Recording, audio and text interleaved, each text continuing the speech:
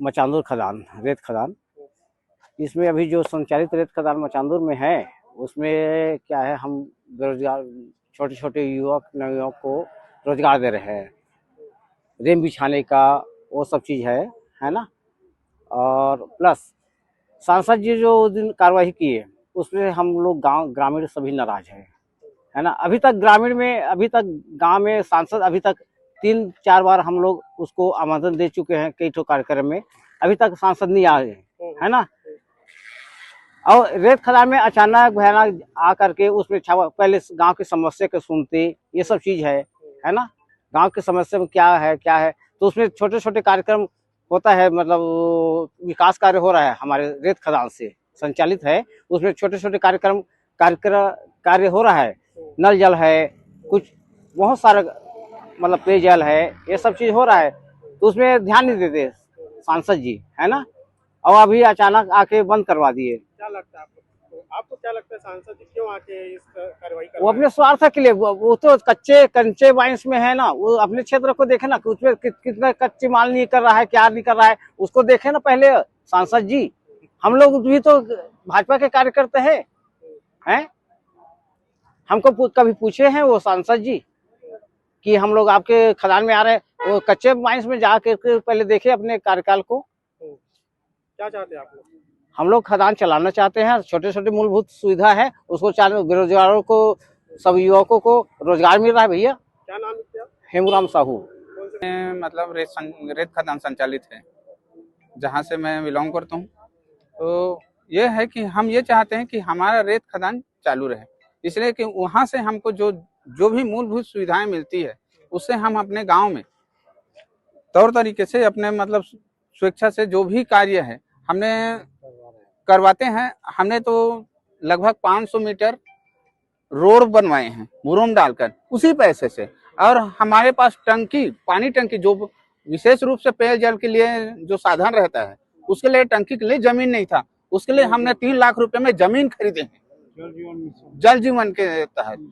अब वो सब चीज हम कर रहे हैं उसी पैसे से, जहां से जो आता है धनराशि उससे। अब ये अचानक से हम सांसद महोदय आके अचानक हमारे मूलभूत सुविधाओं के ऊपर रोक लगा रहे हैं। सब उनके कार्यवाही एकदम मतलब घटिया तरीका है। हम उन्हें नहीं चाहते कि वो कार्यवाही वो अपने झोली भरने के लिए किया। मैं तो पहले भी बोल चुका हूँ कि वो अपने झोली भरने के लिए किया है। अगर वो करता है तो अपने माइंस को या कच्चे जो और है हमारे छत्तीसगढ़ से जो कच्चा माल जो जाते हैं उनको ऊपर रोक लगाए ना भाई।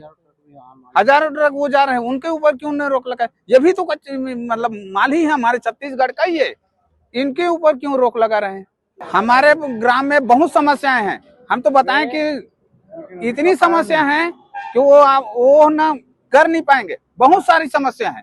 रोड एक बार भी देखने ने झांकने भी नहीं आए हैं। 600 मीटर रोड है जो ना ऐसा है, पूरा ऊपर जर्जर है। उसको हम कई बार आवेदन दे चुके हैं, एक बार झांका भी नहीं, देखा भी नहीं, ना उनका स्वीकृति हुआ ना कुछ हुआ है।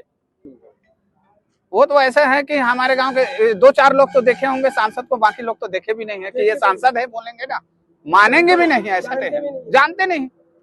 बताएंगे तो जानेंगे कि ये सांसद है ऐसे करके। हम ये चाहते हैं कि हमारे जो कार्य जो चल रहा था, जिससे हमारे गांव को या हमारे पंचायत को जो सुख सुविधा मिल रही थी, वो कार्य चालू हो, जिससे हमारा गांव का विकास हो। गोपाल सिंह गजेंद्र, ग्राम पंचायत भिलाई, ग्राम भिलाई का वहाँ का ग्राम प्रमुख हूँ। मेरे यहाँ रेत खदान संचालित है।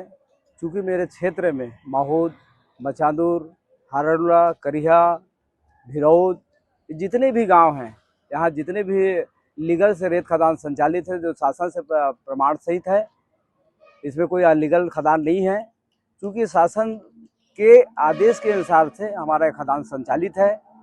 हम ये चाहते हैं कि हमारा रेत खदान जैसा चल रहा था उस हिसाब से हो और चले।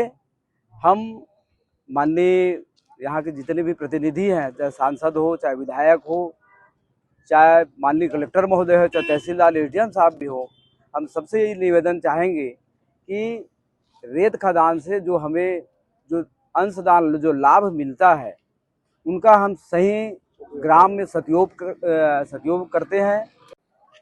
रेत खदान तो चालू करना चाहिए, ये जो जनप्रतिनिधियों के द्वारा हमारे माननीय सांसद हैं, माननीय विधायक जी हैं, इनके द्वारा जो रेत खदान में जाकर के बंद कराना ये गलत है।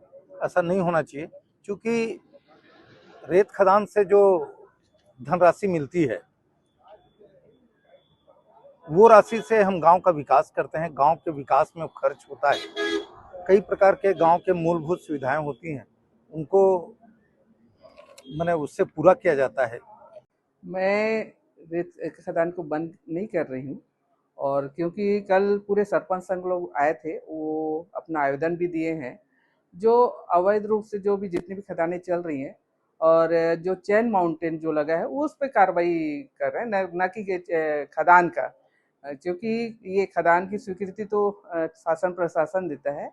और चूंकि कई गांव वाले हमेशा मेरे को फोन लगाते हैं, वाकई बहुत परेशानी। एक तो पुल टूट गए हैं और एक पुल और जो बचे उसके भी राड दिखने लग गए। लगातार शिकायत आती है कि गांव वाले बहुत परेशान है, इससे लगातार जो है शिकायत कर रहे हैं। और आप यहाँ चारामा का भी देखेंगे, चारामा नगरवासी भी बहुत परेशान है। लोगों को मोटरसाइकिल से आते जाते इतना परेशानी होता है, धूल के कारण कभी एक्सीडेंट हो गया, यहाँ पर 2 मौतें भी हो गई है।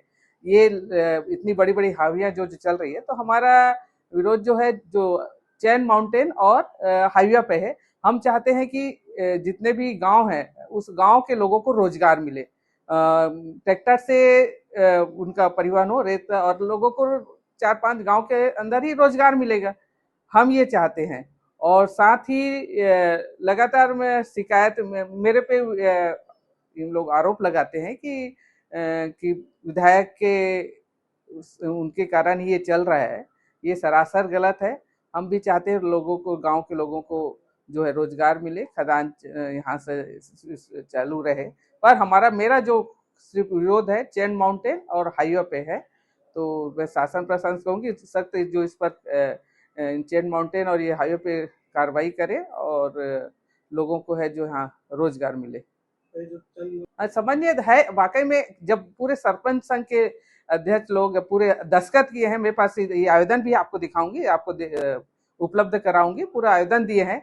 वो भी चाहते हैं कि वाकई में ये जो बड़ी बड़ी चैन माउंटेन यहाँ लगा हुआ है, हाईवे चल रहा है, ये सब बंद हो। वहाँ के जो स्थानीय लोग हैं, गांव के लोग, अब तो गांव में घर घर पे वो ट्रैक्टर हो गया है, वो भी चाहते हैं कि वो सब राजी हो गए। अभी ट्रैक्टर वाले भी सब आए थे, इतने खुश है कि वाकई में हमको यहाँ से रोजगार मिलेगा, और गांव के वो उठाने के लिए, रेत उठाने के लिए उनको भी, गांव के लोगों को भी रोजगार उपलब्ध होगा। वो खुद आवेदन दिए हैं, तो हम भी चाहते। और ये बाइट देने वाले है कौन, ये समझ नहीं आता। इस वक्त बाइट दे रहे हैं गांव वाले, तो उसमें से कोई दिख नहीं रहे हैं। तो वो मैं ये जो बाइट दिया है वो उनसे पूछना था, ये जिम्मेदारी लेंगे क्या? यहाँ पर जो रोज एक्सीडेंट हो रहा है, लोग परेशान है, पुल टूटने को है, यहाँ तक कि वो उधर से आगे वाले उन लोग भी आए थे कि मैडम कुछ करिए, क्योंकि हम बड़ा मुश्किल हो जाएगा, एक पुल बचा है वो भी टूट जाएगा तो हम लोग कहाँ से आना जाना करेंगे। तो मैं इन लोग से जो बाइट दिया उनसे कहना चाहूंगी कि ये आके जो है इनकी जिम्मेदारी लेंगे क्या,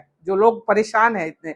और साथ ही ये सब जो बाइट दे रहे हैं, इन लोग को अभी किसान जो मुद्दा, खाद का मुद्दा है, बिजली का मुद्दा, इतना बड़े बड़े मुद्दे, उस पर तो आप तक नहीं आए मेरे पास बोलने, और ये रेत के खदान में बोलने आ गए हैं। तो उनसे चाहती हूँ वो भी इस टाइप का बाइट न दे, और गांव वाले के उसके जो वाकई में गांव वाले के साथ रह के जो गांव वाले चाहते हैं उनसे संपर्क करके और वाकई में गांव वाले को रोजगार मिले, मैं ये चाहती हूँ।